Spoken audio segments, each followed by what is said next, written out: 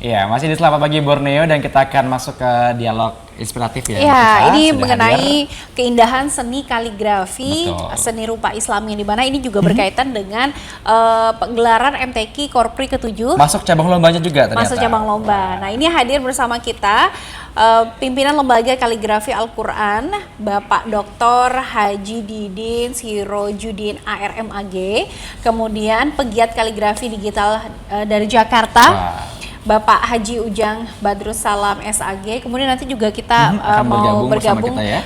praktisi kaligrafi Kalimantan Tengah. Pak Ujang, Pak Didin ya Pak ya? Iya. Assalamualaikum. Selamat pagi. Waalaikumsalam warahmatullahi. Selamat datang di TVRI Kalimantan Tengah, Pak. Kemudian selamat datang juga di Provinsi Kalimantan Tengah. Nah, ini kita berkaitan dengan keindahan seni kaligrafi. Mungkin nanti untuk bisa bagaimana dari perbincangan ini untuk lebih banyak merekrut khususnya para generasi muda yang ya. dari Kalimantan Tengah untuk lebih mencintai dari seni kaligrafi dan secara otomatis untuk mendalami bagaimana ajaran-ajaran Islam kemudian dikaitkan dengan kaligrafi. Kita mau ke Betul. dari Didin dulu kali ya. Pak Didin dulu ya. Kalau sejauh ini Pak, bagaimana dari lembaga kaligrafi Al-Quran ini untuk juga berperan untuk melestarikan dari seni kaligrafi ini, Pak? Silahkan. Jadi seni kaligrafi Islam itu kan sering disebut Arts of Islamic Arts, seninya seni Islam. Jadi di antara seni-seni Islam yang banyak itu, kaligrafi itu dianggap puncaknya gitu.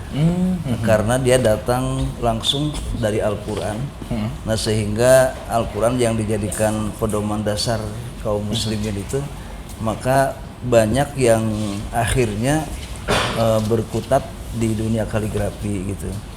Nah, sekarang ini kaligrafi di Indonesia alhamdulillah sudah menyebar demikian pesat. Bahkan dalam lomba-lomba kaligrafi internasional itu banyak para kaligrafer muda kita memenangkan kejuaraan gitu. Nah, ini berarti minat kaula muda di tanah air itu semakin meluas, makin meluas gitu. Dan ini tentu harus pula ada di daerah kita Kalimantan Tengah gitu ya. Sehingga anak-anak muda kita yang di Kalteng juga harus ikut serta. Dan memang mereka juga banyak yang ikut serta dalam segala kegiatan kaligrafi di Indonesia gitu. Gitu. Berarti Kalimantan Tengah juga banyak ya, Pak ya? Iya. Kalau melihat. Jadi yang ada di Lembaga Kaligrafi Al-Quran yang sedang belajar di Sukabumi itu banyak dari Kalimantan itu, termasuk dari Kalimantan Tengah gitu. Nah, jadi sekarang itu kaligrafi dan ilmunya itu sudah merata di Indonesia. Kalau dulu Jabar tuh dianggap poros dan pusatnya ya. Nah, tapi sekarang karena sudah menyebar kemana-mana, maka dari wilayah yang jauh pun seperti dari Kalimantan Tengah itu sama sudah selevel dengan yang ada di Jawa. Sudah berkembang gitu ya, Pak ya. Iya. Jadi dalam lomba-lomba itu yang dari Kalteng pun bisa mengalahkan yang dari Jabar. Sekarang itu ya, sekarang itu. Karena pengetahuan tentang kaligrafi sudah berada dan diterima oleh seluruh lapisan dimanapun sekarang itu, termasuk di Kalteng. Kalau bisa dilihat kan ini kan memang seni kaligrafi kan seni yang bukan hanya menonjolkan sisi dakwahnya juga, tapi juga ada estetika dan keindahannya gitu. Ya. Nah, jadi ini kaligrafi itu kan menyangkut juga dengan keindahan. Nah, keindahan itu bukan hanya dianjurkan, tapi harus jadi ideologi setiap muslim itu. Kan Rasulullah sendiri mengatakan innallaha jamilun yuhibbul jamal. Sesungguhnya Allah itu indah dan cinta kepada keindahan. Nah, kaligrafi itu berhubungan dengan keindahan. Bahkan kata kaligrafi sendiri dari kata Latin kalos dan grep. Kalos itu indah, grep itu tulisan. Jadi tulisan yang indah. Sehingga kalau tulisan itu tidak indah, tidak masuk lingkup kaligrafi gitu, tulisan biasa gitu. Nah, jadi kita tuh harus tampil indah. Kun jamilan tarul wujuda jamilan. Tampillah engkau cantik, indah, supaya engkau lihat alam ini kelihatan cantik gitu dan indah gitu. Nah, di sini falsafah keindahan itu menyangkut juga keindahan dalam bersikap, keindahan akhlak, hartanya indah, baik, nasibnya indah gitu, pangkatnya indah gitu. Nah, jadi hidup kita tuh harus dalam serba yang indah itu. Nah, hatinya indah, suci, bersih pikirannya gitu. Nah, ini kaligrafi itu juga berkait dengan keindahan tadi gitu. Maka hidup kita itu harus dalam situasi yang selalu indah gitu, indah, tidak buruk, tidak boleh buruk-buruk sangka, harus menganggap orang lain itu mungkin lebih baik dari kita. Nah, ini termasuk dari sikap indah yang digariskan dalam agama Islam gitu ya. Nah, maka kaligrafi itu disebut sebagai unsur yang membawa keindahan, sehingga dia memiliki atribut-atribut. Ada yang mengatakan al-khotu ilmun, kaligrafi itu ilmu, berarti ada teorinya, ada tata caranya, kemudian ada juga ukuran-ukurannya. Yang kedua, al-khotu fanun, kaligrafi itu seni.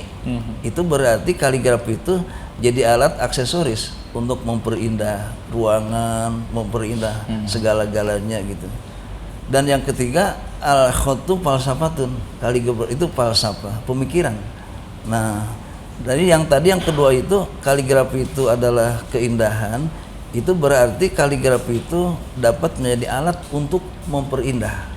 Memperindah ruangan, memperindah masjid, sehingga ruangan yang ada kaligrafinya itu akan tampil lebih indah. Begitu ya. Sehingga proses ibadahnya juga jadi lebih menyenangkan, lebih khusyuk begitu Mbak ya. Semua berkaitan gitu ya, Pak ya. Baik. Masa keindahan gitu. Iya. Baik, ke Pak Ujang, pegiat kaligrafi digital Jakarta. Kalau melihat Ini menarik ya, ini, karena kalau kita lihat ada yang konvensional, ini ada yang digital ternyata. ya, nah ini sejauh ini perkembangan dan juga peminat dari menekuni dari kaligrafi digital ini gimana Pak? Iya, mungkin nanti sebelumnya saya sampai ingin utarakan sesuatu yang mengenai dengan digital. Jadi ini kenapa perkembangan kaligrafi digital ini relatif atau bahkan masif ya, berkembang pesat gitu di Indonesia khususnya gitu. Ini berangkat dari keprihatinan kita mengikuti perkembangan teknologi. Sekarang teknologinya atau eranya era digital ya. Betul. Sementara kita berkutat di dunia kaligrafi yang konvensional. Hanya dengan tulis tangan, ya, dilukis gitu. Ditulukis dengan alat-alat yang memang secara fisik seperti koas, kalam dan seterusnya seperti itu. Tuntutan lain, perkembangan teknologi berkembang, maka kami para pegiat kaligrafi ini juga supaya tidak ketinggalan zaman, supaya eksistensi kaligrafi juga bisa tetap ada, begitu, tetap Pak, ada ya? Gitu, tetap hidup. Maka kami bagaimana merambah dunia digital ini, kami rambah dunia digital ini dengan kaligrafi. Kemudian juga memang budaya digital ini sangat berpengaruh kepada budaya tulis ya. Nah, artinya budaya kaligrafi bergeser, itu kan, gitu, Pak, ya? bergeser dari dunia tulis manual ke dunia digital. Maka dari itu bagaimana supaya tetap eksis, maka kami